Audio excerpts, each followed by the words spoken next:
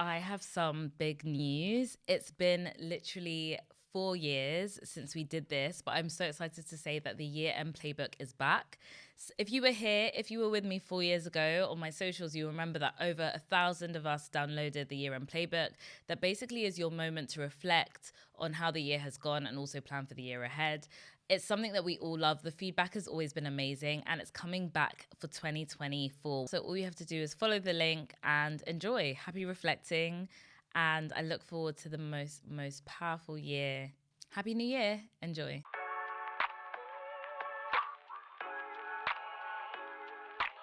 Welcome back, guys, to the final episode of the year, our end of year episode, which is aptly happening on New Year's Eve. I'm so happy to be back and in the studio chatting with you guys. Before we get into it though, I wanted to highlight something really big. We have our very first press feature in the Irish news. Thank you so much to Yolande for featuring us and breaking down the sibling rivalry episode. So the more you guys share the podcast, the more you share different episodes that resonate with you, the bigger and bigger we get. And hopefully we can move soon from every 2 weeks to every week. That's like the goal. I want to tell you guys our goals and put it out there, especially as the new year is like on our doorsteps, because it's all of us. It's a collective effort. Like, I'm sharing stuff and you guys feeding back is what makes this podcast exist and what allows it to grow. So thank you so much for the support. Check out the article. I will link it in the show notes. So it's New Year's Eve. Now, technically, this podcast comes out on Monday, so it should be out on January 1st. But I thought, let's actually bring it forward a day so that on New Year's Eve, you guys will have some stuff to reflect on, to prep for, and to set you up perfectly for the year ahead. Now, I know that typically there's sometimes like pressure to be the new you or to have all these goals and reset everything. And this is not what this episode is about. This episode isn't about only putting pressure on the next 12 months. At the same time, though, I do love a blank slate. I love a new week, a new month, a new day, a birthday. I love every opportunity to start afresh and reflect and just come with some new energies. So in that same way, the new year shouldn't put pressure on you to completely transform. It should present you an opportunity to expand, to grow, to elevate, to take new territory. And that is hopefully what some of these reflections are going to include. So I was thinking about how we would talk through this episode and what does it actually look like. And for me, it's not really about my resolutions. I gave up resolutions a couple of years ago. It's more about things that I've learned tangibly, things that I've actually experienced, and how I'm going to use those things to be my anchor, my foundation, my North Star for the new year. If you follow me on Instagram, you'll probably know that I spent the last month or so in Lagos, Nigeria, living, working, enjoying my life, enjoying the holiday activities. And it's actually created so much space for me to reflect, to gather my thoughts, and to think about what are we doing next? Where are we going next? What does life have to offer? And in the spirit of sharing and learning, here are some principles that I'm going to be standing on in 2024. I hope they create some space for reflection for you, some inspiration, maybe some encouragement, and also create a mirror for you to start to think about what does that look like for you? What are you standing on in 2024? So number one is to keep your appointments. In 2024, I'm going to need you to keep your appointments, whether it's a course, that event, that special date that you've already got written down in your calendar, that family or friends trip that you've committed to in your brain, but you're like, this year we've overdone it. I'm not into it anymore. I'm going to need you to revisit that and think about the value of sticking to it, especially if it's something that you have actually done in the past and maybe it's coming up to that time again, or it's going to come up to that time at some point in this year and you're just like, I might be busy, I can't be bothered, I've done it before, been there, done that. Let me tell you something about been there, done that. It's very easy to rest on your laurels once you've extracted value from somewhere once. But the truth is that everything in life requires constant maintenance, whether it's going to the gym, whether it's eating healthily, whether it's developing your mind, whether it's developing your spirituality, whether it's maintaining a relationship. Everything is a function of our most consistent.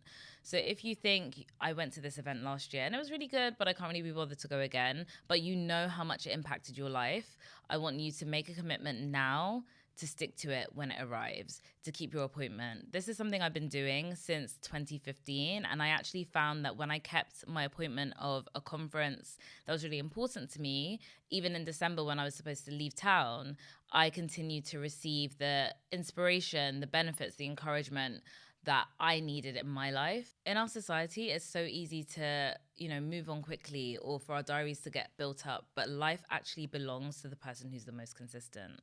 Life belongs to the person who can stand at the post, as Christine Kane has said many times, the person who can stay at the post year in, year out, month in, month out, bi-monthly, however the frequency of this particular thing is. And I know that as I'm saying it, there's probably something that you're thinking like, oh, actually, that has been on my mind to attend and I haven't been bothered, or that has been something I want to participate in, but I've just been thinking like maybe I can get out of it this year, kind of out of laziness.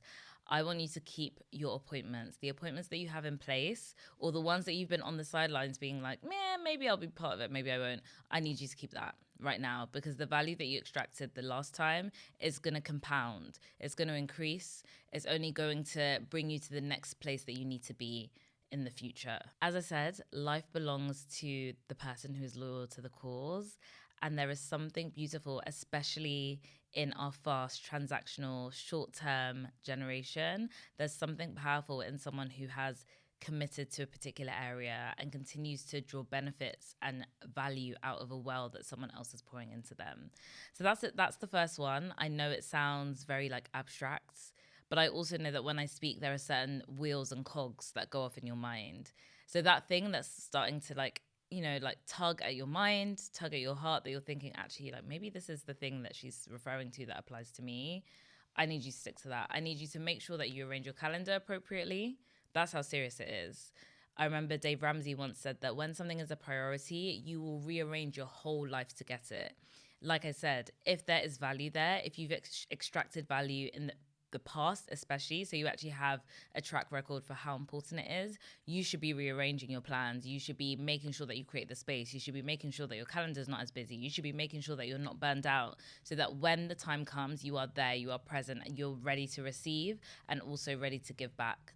It's very important.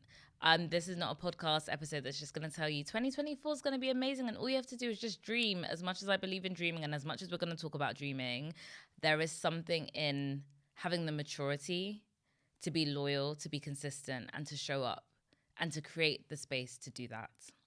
Okay, so let's move on to the second point. So this one is for the eldest daughters in the room, for the good guys, for the good girls, for the people who are constantly rewarded for their service to others. Let 2024 be the year of unapologetically stating your expectations and asking for what you need. In a society that values self-sufficiency and independence, especially if you've been the one that's managing everything, that's serving everyone, asking for help can make you feel really weak, it can make you feel exposed, it can make you feel really vulnerable. But let me tell you something, by not asking for help, by not stating your expectations, you're losing out on an opportunity for rest, for peace, for joy, for enjoyment, and all the good things that come from walking in step with people and benefiting from a community. So don't buy into it. Your biggest benefit, the weight is going to come off the minute you are able to articulate what you expect, what you want, and what you need. I know it feels really disempowering and weird to ask for help, but like all things, like I said before, everything is maintenance, everything is a constant process. If you exercise that muscle, it will slowly feel way more natural and so much easier. I remember I was speaking to an uncle of mine just about being able to kind of set myself up and like plan for my life in many different countries. And he simply offered me loads of help, things that I didn't expect. I didn't go into that meeting expecting anything in return. I was just there to say hello, do the polite thing and move on. And he said something really simple. He just said, when you don't say anything, people think you're good. And you might be good and you may not be suffering, but actually your life would be so much easier. A weight would come off your shoulders.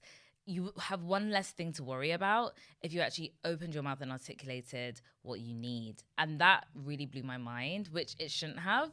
But when you're someone like me, you're an eldest daughter, you're very independent, you're always in a position where you have to serve other people, you start to put all of their needs before yours, not realizing that when your needs are met, you can meet everybody else's needs way better anyways. So this is not necessarily like a call to be more selfish necessarily. This is actually the best way that you can serve other people as well as yourself. Other people or serving people includes being able to serve and feed and strengthen yourself. In a couple of episodes ago, I think maybe episode 11 or 12, we talked about this idea of like put on your oxygen mask first and how much we all say that in society, but we don't actually do it. And this again is in that similar vein. Really and truly, no one else is ultimately responsible for you feeling drained or feeling over capacity or feeling overwhelmed except yourself.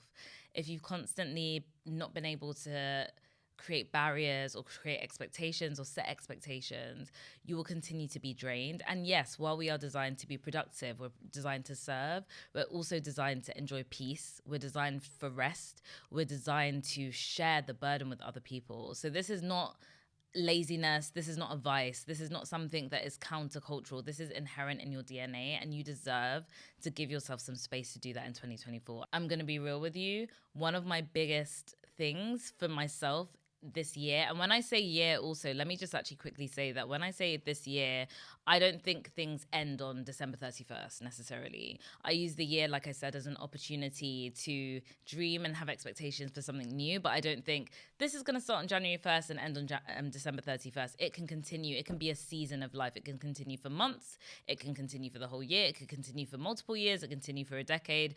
I'm not that strict on it. I use years as almost like a metaphor for a season of life, the new season that we're being ushered into. And for me, for 2024, I am definitely in my embracing as much of my feminine energy as possible. As I've said in one of the earlier episodes, go back and search it, or I'll link it in the show notes, as I always say. Feminine energy and masculine energy is not about gender. It's about where you use push and where you allow for a natural pull. And if you want to know more about that, listen to the episode again. Like I said, I'll link it in the show notes. But that's my big thing. And a big part of being in that feminine energy is allowing people to help you and not do everything yourself. You don't, because we're not designed for that and we don't need to do that. So what that looks like for me, a couple of things. This is not what it's limited to, but these are big things for me, is telling clients in my business that I run that I am actually off. For a long time, since the first ever, and this is like, I never really talk that much about my personal life on these podcasts, but I remember in my first ever job, my first corporate job, I was sick and I was in hospital. And they knew I was in hospital, and I still opened my laptop and I was sending emails like literally from the hospital bed. And the director, who was my line manager, said to me, he said, we don't know if you're sick. Are you sick or not? Because you're sending messages from your bed. Like, what is that about? Like, if you're going to be sick and be off. Don't be halfway. And I thought I was doing a great thing, right? By, still working no matter what. By the way, I should even say in brackets that I was sick because I was overworking. So I was in hospital because I was overworking, and then I was overworking from the hospital bed. So that's how crazy it was. And it's taken me, that was literally 10 years ago. It's taken me 10 years to be like, actually, the next time I travel, the next time I choose to be off, I'm off, and everyone is going to be fine on the day or the days that I'm unavailable, and that's okay. And it also applies to family commitments and expectations to do certain things. And again, you let people down in the right way. You're proactive, you're supportive, you're encouraging, you're not horrible. None of this is about, burning any bridges. It's just about letting people know your capacity. And the fact that I even have to always caveat that this is not about burning bridges just shows how deeply entrenched the ability to set expectations unapologetically is linked to being a horrible person, and they're really not even the same thing at all. And I think for me, there was probably an undercurrent of I'll lose opportunities, or people will see my work as less than if I take a break. And that actually, if I'm really honest, comes from a very, very, very subtle but powerful scarcity mindset. Because actually, let's say we've got 365 days in a year, and you want to have a third of those off, or 30 of those off, let's say. Like, 30 out of 365 is less than 10%. If you think that the rest that you take in that 10% diminishes how much value you brought to the table in the remaining 335, that's saying something. I remember Dior Bediako once shared on her Instagram story this phrase, which was, when you're tired, rest on your reputation. And I feel like that's something I really want to share with everybody who's listening to this, because so many of us are hard workers. So many of us always put our best foot forward. So many of us serve people, are good friends, good partners, good family members, etc. And the one time we want to take a break and pause, we feel like that makes us a bad person, or not good at our jobs, or not a good family member. And it's like, no. You can rest on your reputation. You can rest on your track record. You can rest on the fact that you have done great work up until this point, and now you deserve your Sabbath. And one final word, anyone who doesn't get that, that's honestly their personal process to deal with. It's their personal problem, and it's going to be something that they will come to terms with. I assure you, they will not die. They will live, and they will survive without you being there on that one moment that you're not there. So speaking of people being able to deal with their own personal problems, the third thing that I want to touch on is this idea of, if it's not an absolute unequivocal yes, it's a no. And this is specifically with relationships, right? And I'm talking about relationships of all kinds. I'm talking platonic friendships, I'm talking romantic relationships, I'm talking business partnerships. When we talk about relationships, I notice that we don't always talk about business partnerships. And I have learned, especially from being an entrepreneur, but even prior to that, is that every time you choose to work with someone on an ongoing basis, that a relationship is established, right? And it's a very important one, because for so many of us, we're at work so much of our lives. So the relationships that we choose to opt into, the ones that we do have control over, and you don't always have control over who you work with, but a lot of us actually do to some extent, those relationships impact everything. So sometimes the work side is kind of missed out, but it's equally important. And all I have to say on this topic is basically, if someone's giving you mixed messages, if they're acting hot or cold, or if they're just not that interested, and you suddenly feel like you're having to chase and encourage them, just let it go. Let it go. And the reason that I say that is because relationships are mutually beneficial of all kinds. And if you're already out of balance, if it's already out of balance from day one, you can't drag somebody into pulling their weight. They pull their weight out of their own volition. We all have free will. You can't force anyone to do anything. So you shouldn't be thinking, if I just put more effort in, if I'm better, if I show them this side of myself. No, especially for me, especially when it comes to business, people work with you based on what they know of you. So if they're already coming to you with, basically not in the most respectful way, right? Because if they're hot and cold, or they're kind of treating you like you're doing them a favor, it's a bit like, we're here to kind of benefit from each other. I'm talking about partnerships, by the way. I'm not necessarily talking about employer-employee relationships. Then if there's not that mutual respect from day one, you cannot conjure it. You cannot force it. That person has perceived you in that way for whatever reason, which is not your fault. It is their observation. And this, again, is the same thing in partnerships. This is the same thing in friendships. So many people are friends with people, and they're trying to show that friend that they measure up. But your friends should accept you from the get-go. Friendship is not something that you earn. It's something that both of the people mutually enter into, and then you navigate it together. You find what works for your friendship together. One person is not trying to prove something to the other, especially if that person is resistant, right? I hope you get what I'm saying. Obviously, there are times where the effort, quote unquote, that people put in maybe undulates and reflects, and sometimes, if someone's going through a hard time, then the other person pulls their weight. I'm not talking about that.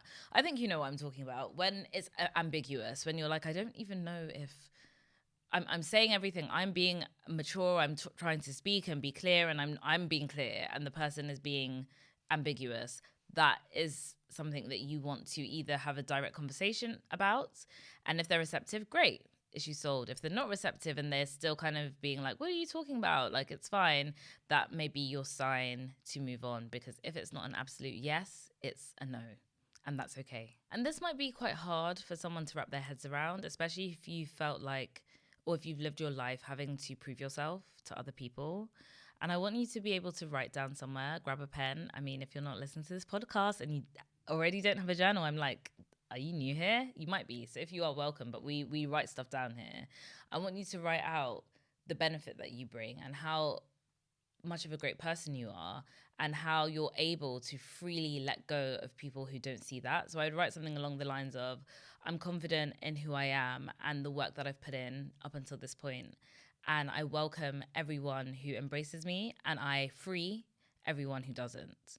That type of affirmation is something you write down. And if you're dealing with, trying to kind of prove yourself to people who don't value you, I want you to say it over yourself every day, or as many days as you can remember. If you miss a day, don't stress yourself out and feel like it's failed. Just say it as many days as you can. There's power in affirmations. There's power in being able to speak yourself into the next phase of who you are and who you need to be. I know it sounds mystical. It doesn't sound very practical. I'm not saying just do 10 press-ups and you'll be a better person. But actually, affirmations can transform who you are from the inside out. And it's very, very important to practice them as much as you can. So the next principle I'm living by in 2024 is cry now, then boss up. Very simple. And what that means is basically that it's okay to feel all the feelings and have all the emotions and mourn what has happened or mourn the difficulties that you face. Then after that, boss up, i.e., figure out how you're going to take the next step, keep it pushing. Like, I'm not saying deny your emotions, but I'm also saying don't get stuck in them, right? So ahead of my trip at the end of this year, I was planning, putting things together, and I was just thinking to myself, like, why does it feel like I have to carry so much? This feels so unfair because I know so many other people who would be in similar positions to me who just don't have to think of all the things I have to think about. It was isolating and it was exhausting, and naturally I felt all the feelings, right? And I think it's important to highlight that I felt all the feelings. I'm not a crier, but at that time things were really tough and I had to shed one or two tears. And in that process, I basically just realized, like, I was like, okay, now that I've allowed these emotions to actually come to the surface, because part of this whole cry now point is to actually acknowledge the feelings coming to the surface. So many of us don't want to verbalize or accept the difficult feelings that come to the surface. So we push them down and we try and ignore them. But the thing is, when you do that, you can't actually progress. When you allow those feelings to emerge, then you start to have the materials in front of you to figure out, okay, what am I going to do next? So for me, all those feelings came up. And then I realized in that process of allowing those emotions to exist, I realized that one, there are actually so many people who have been in similar or more difficult situations than myself, right? And that doesn't diminish the challenges and the pain that I'm going through, but it empowers me to know that they've done XYZ and they didn't die. I'm going to be fine. I can figure this out, right? It made me then say, okay, God, this is my scenario. I'm going to need you to help me start to problem solve and figure out what's going to happen to me next and how I'm going to solve it and how I'm going to make the situation work. And through that process of the cry now, I was able to figure it out. I was able to boss up. I was able to start to call on resources and people and pull in favors and figure out things that would make my life easier. It didn't look like the way that I wanted or I thought things should be in an ideal world. But unfortunately, my circumstances, especially some of the stuff that is out of our control or decisions that we've made years ago that we can't undo or things that are just, like I said, completely out of your control. You can't always pick the circumstances you were born into or the circumstances that you find yourself facing in a given period of time, right? Some of it is just completely nothing to do with you and you're just a recipient, you're collateral damage effectively. But it allowed me to see how I could move forward in a practical way. And it made me feel empowered. And I think through that process, an element that was really transformative for me was the power of acceptance. For the first time probably ever in that particular scenario, I accepted that this is my life, this is my circumstances, and I can't change them. And that's okay because I've got a way, I've got another alternative. I will live out this plan B and it's fine. And in, like I said, living out that plan B and taking action, I actually felt empowered. I felt like I was back in control of my life because I was no longer a victim of circumstances and I was actually someone who was getting stuff done. And that's empowering, being able to do stuff for yourself makes you feel more confident in future. When you accept the truth, you're able to handle what comes next. And I remember there was a quote on We the Urban that said, let go of the illusion that some situation should have turned out any other way. Acceptance is peace. And when I saw that, this was like last week, a few weeks after my big revelation. And I was like, that is me. That is the theme of my December. Acceptance is peace. Stop saying, oh, my life should be like this. My life should be like this, because that keeps you in the cry now. You're not just crying now, you're crying forever. That keeps you in this mindset of feeling like a victim and feeling like you can't move and feeling like you can't make the most out of your circumstances. The minute you stop saying, my life should be like this, or I should have this, and you start saying, my life is like this, and therefore I'm going to move accordingly, that's the time where you start to see change. That's the time where you can take ownership of your life. That's the time where you can elevate. That's the time where you're going to be so impressed at how much you can do in spite of your circumstances. You will be able to sit back and look at your life and be like, I actually did good. I made it happen in spite of everything that has happened around me. So the final principle I'm standing on in 2024 is dare to dream. One person's that's too much is another person's is that all you're asking for? I'm going to say something that people don't talk about enough. It's completely okay to aspire for more. I actually think this tendency to dream and imagine and envisage expansion beyond your current situation is a very human thing. It's embedded in our DNA and it's fun. It's one of those things that we get the joy of imagination, we get the joy of dreaming. So why keep yourself like locked in a box? I'm sure that for you, there are probably some things that you have thought about, whether they are ideas, dreams, lifestyles, situations, careers, dynamics, certain things that you've envisaged in your life, and you're like, I need that. And it's actually better if it has existed for months, years, and maybe even decades, because that's how you know it's outlived like social trends. I'm not talking about what you just saw on Pinterest last week or what everybody else is doing and what's trending right now and that's your dream. No, I'm not talking about that. I'm talking about there are certain things, certain aspirations that have stayed. They have been there. Remember what I said before all the way at the beginning, which is this idea of consistency. When something is a consistent desire, even if it's really quiet and it shows up, maybe let's say once a year, it shows up once a year, it shows up twice a year. When it's a consistent desire, I want you to lean into that. I want you to lean into that and know that it's possible to have a dream that exceeds anything that anyone even tells you is achievable. And I'm not talking about necessarily a job. It might be a job. It might be something work-wise. But you might just be dreaming for a certain type of ease in life or a certain lifestyle or a certain type of relationship or family, whatever those things are. I want you to dream without bounds, right? It's the end of the year. Even if you're listening to this in the new year, it's never too late to start. You have the opportunity to use the power of your God-given mind and the dreams and the desires that are locked up in your inner self, which are all different from each other's, by the way. Like when it's something that has lasted for years inside of us, it's not, like I said, it's not something trendy. It's there for a reason. And I want you to lean into it by writing it down, by meditating on it, by asking God to help you refine it. And when I say refine, that's where I also talk about being able to filter out anything that may be like a societal pressure or something that may be trendy and passing, and asking God to help you bring that to fruition over time. Now, I can't guarantee it's going to happen in the next 12 months because sometimes things take years to marinate, to become mature, to strengthen, to bloom into their fullness.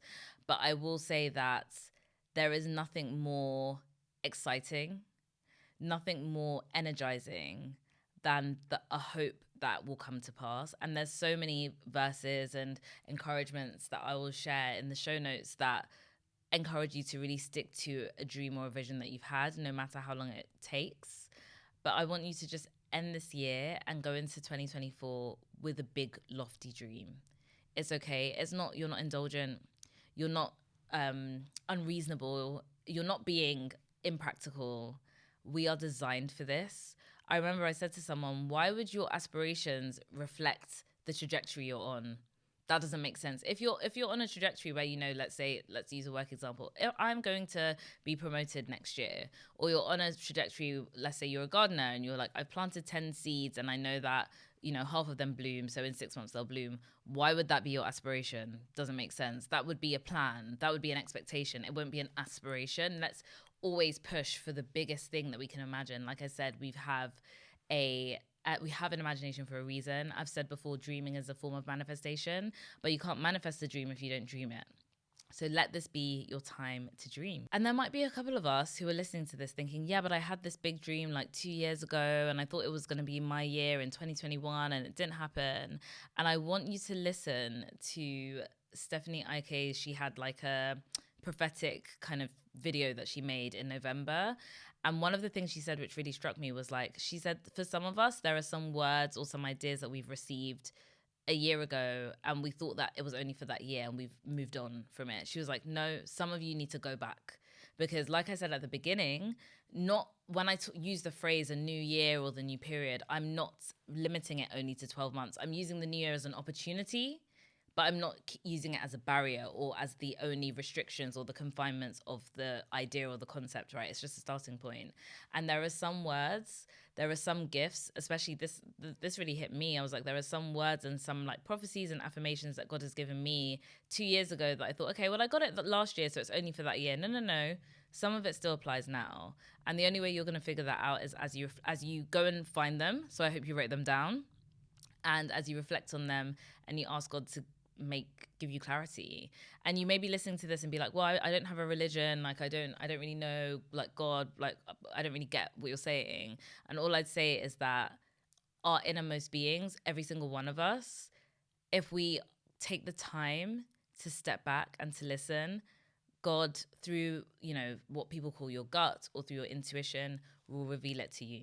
So bring all of those things into this space. Create some space for yourself now during this podcast, and look forward to what gets manifested. As I've said a couple of times in this episode, it's all about making sure that you document. I was reflecting on all the notes that I'd written in my journal over the last month, and I thought I hadn't even written anything because it was such a busy, hectic month. So much was going on. And when I read it, I was like, this is the blueprint to my life. I even forgot that I had written this. Documentation is paramount, right? There's a phrase that says the shortest pencil is longer than the longest memory. This idea that what you write down has the power to outlive whatever, no matter how good you are in your brain. Write it down, keep a record, and look back and see how much your life evolves, how much your life catches up with the things that you wrote down, how much your life elevates because of the things that you wrote down, how much your life has clarity because of the things that you wrote down. So yeah, that is my 2024 beginning principles. I'm sure we'll add many principles as these episodes continue in the year, but I would love to know how it's been for you. Take some time to reflect on the things that I've said. Maybe, I hope there are some that resonate with you, but also there may be principles that you're standing on that you're like, actually, now that she said this, I'm actually going to decide to do this. I want you to write that down. Happy New Year, and I'll speak to you in the next episode. As always, don't forget to follow us on TikTok, on Instagram. Make sure you're signed up to the mailing list. That's the number one spot. That's where all the different details come in terms of the show notes, any links, all that good stuff. And I hope we have the most amazing 2024.